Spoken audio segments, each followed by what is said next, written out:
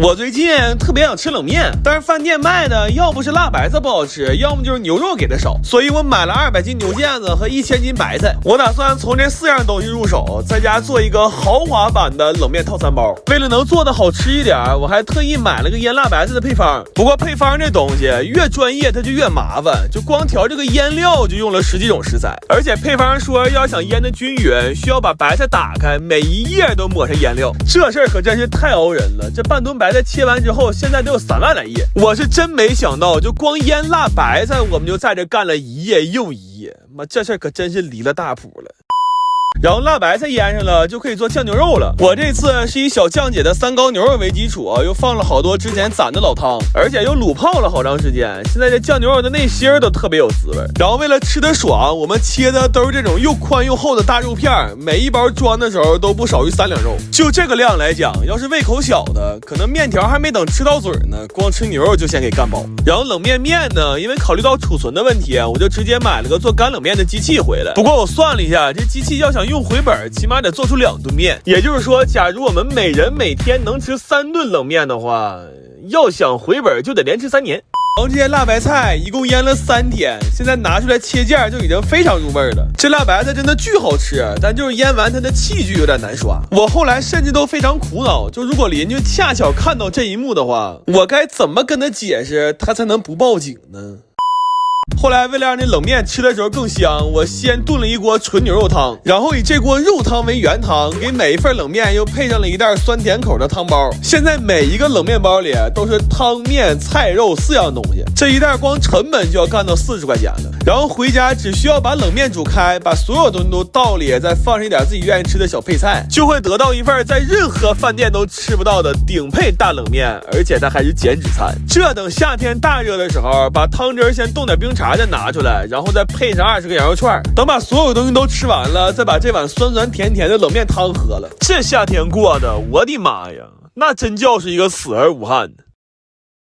我最近特别怀念小时候吃的那种香辣小鱼干，但是市面上卖的这么多年，基本上口感和味道也没什么变化，多少有点吃腻了。所以我买了500斤满籽的多春鱼，我打算用麻辣小鱼干的做法，把这玩意儿做成可以空口吃的小零食。这鱼肚子里全是籽，想想做完就特别好吃，但就是收起来有点麻烦。每条鱼都需要处理干净它的鳃和内脏，而且没有任何工具，只能徒手干。然后要命的是还不能手抖，要是但凡给这苦胆掏破了，那可就全完了。主要我们试了一下，要是这苦胆没掏干净就开始做的话，那这鱼做出来恐怕是要比我们的命还苦啊。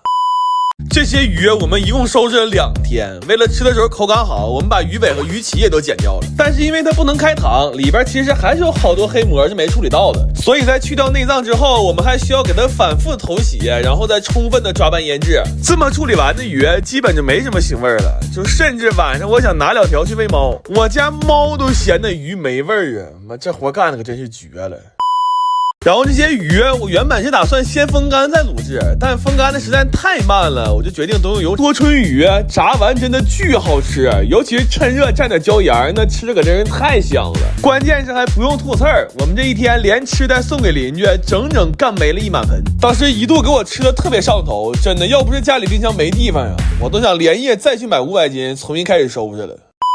最后把炸好的鱼放到我们提前熬好的卤汤里，充分浸泡就可以了。它现在是先麻后辣，还微微带点甜，而且因为猛火炸过，鱼头是酥脆的，鱼肉也特别紧实。最要命的是这个鱼籽真的特别入味，而且越嚼越香。但是后来我发现这小鱼干在家吃总觉得差了点感觉，所以在我苦心思索之后，我们就近买了一般最慢的绿铁皮，然后还带上了10几罐小皮皮。我仨就这么小溜的干游了1整天，这回感觉就全对了。我甚至觉得这鱼干拿到火车上吃跟在家吃的完全是2种食物，这事儿谁懂啊，家人们。我最近特别想吃夜市卖的铁板大鱿鱼，但是每次我去吃都需要排很长的队，所以我干脆买了400斤鱿鱼回来。我打算做点铁板鱿鱼的半成品，这样以后想吃别说排队，我连门都不用出。但是做之前我真没想到，一个这么常见的吃的收拾起来居然这么繁琐。我们需要先撕掉鱿鱼板的这层膜，然后分开哪些是能吃的，哪些是不能吃的部位，还要再把吸盘上的软壳卤掉。关键收拾这玩意儿不能着急，因为它眼睛会爆汁儿。这里的墨汁汁要是喷到身上，那着实是不太好洗。就这玩意儿啊，极容易洗着洗着就给自己洗成限定皮肤了，整不好可能还是个永久款。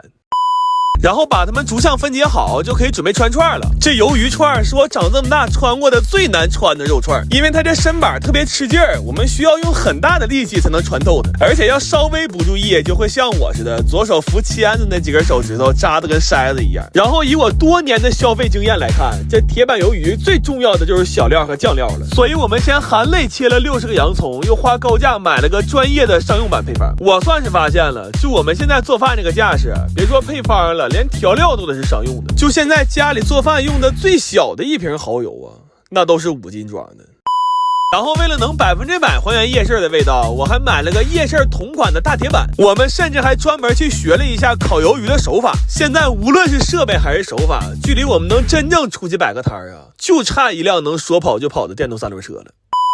这些鱿鱼我们烤的时候，先是借了洋葱香菜的底味，又放了好多干料，重点是刷了特别足的酱。现在每一串鱿鱼都裹满了酱料，真的巨好吃。而且因为没用减发鱿鱼，烤完之后还会吃到特别大的鲜味。这么做下来，这鱿鱼板的成本是19.5块一串。然后打包的时候，我们是分开打的包，这脖子和嘴就可以留作开袋计时的小零食了。这种整个的鱿鱼板回家只需要用空气炸锅热3分钟，就再也不用去夜市排队了。最后我们留了几串须子单独放铁板上炒了，然后还煎了几个流心蛋。这在一个10几度的夏夜能吹着凉风吃上这么一碗刚出锅的铁板鱿鱼盖饭，我的天，我当时就一个感觉，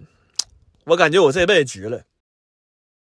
我最近特别想吃鸡翅包饭，但是外面卖的基本用的都是冷冻的半成品，就是肉少饭还不香，所以我买了400斤全翅和一桌子海鲜。我打算在家做点炸裂版的鸡翅包饭，然后为了吃得爽，我们是用整根的鸡全翅去的骨，这样既能塞更多的米饭，又能吃到翅根上的那一块大肉。但是这么做的难度就在于翅中的骨头得跨过翅根才能取到，而且还不能把皮弄破，所以我们都是先掰断关节再剪筋去骨。这活后来干的特别像骨科正骨。就这些鸡翅去完骨之后，差点没给我们家的狗乐死，他自己肯定也没想明白怎么就稀里糊涂过上年了。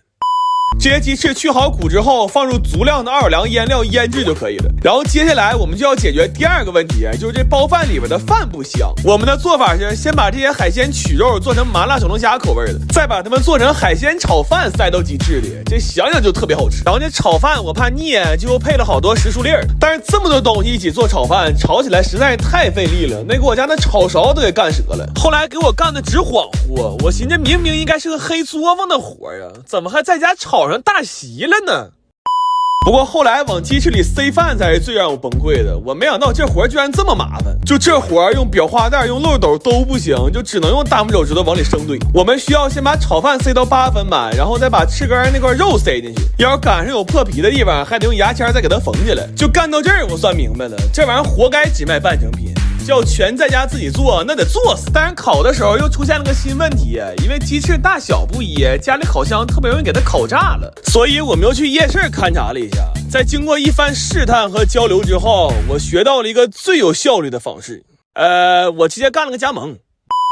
这些鸡翅我们最后都是炭烤的，然后还刷2遍蜂蜜水。它现在外面那层鸡皮是脆的，里边的肉和饭也特别入味。就这个鸡翅包饭吃的时候必须分3口吃，第一口要吃到上面那块满满的大肉，第2口吃到最绝的奥尔良鸡翅包海鲜炒饭，最后把翅尖嗦了干净，再喝瓶饮料打个嗝，真的特别满足。然后把所有做的东西都塑封冷冻了，现在家里只需要有一台空气炸锅，5分钟就能吃上这么一份炸裂版的鸡翅包饭。就这东西要是等过2天端午节家里聚会拿出来，我估计今年我家可能是没人去吃粽子了。